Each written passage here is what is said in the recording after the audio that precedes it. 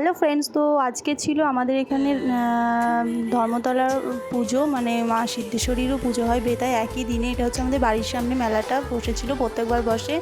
এই হচ্ছে ভিউটা, আমি বাড়িতে বসে দেখাচ্ছিলাম, তাই একটু দূর দূর লাগছে। তো এবার আমি চলে যাব মেলার সামনে।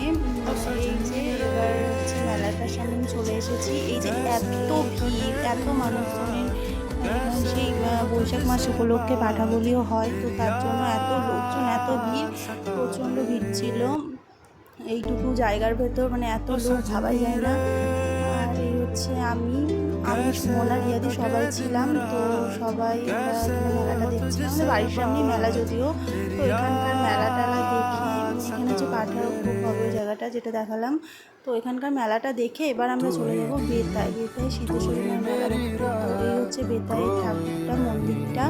তো এখানে এসে, ওখানেই পিসির বাড়ি, মানে পিসির বাড়ি, তো সেই পিসির বাড়িতে গেছিলাম। এই হচ্ছে পিসির বাড়ির সামনে ভিউটা, দারুণ জায়গা। তো এবার এখান থেকে বেরিয়ে আমরা মেলা দেখতে চলে যাব, মেলাটা একটু ঘুরবো। আমি, মনাদি, রিয়া, বর্ষা চারজন ছিলাম। তো মেলাটা ঘুরে টুরে এবার কিছু খাওয়া দাওয়া করে বাড়ি চলে আসলাম। তো বেশি বাড়ালাম না ব্লগটা।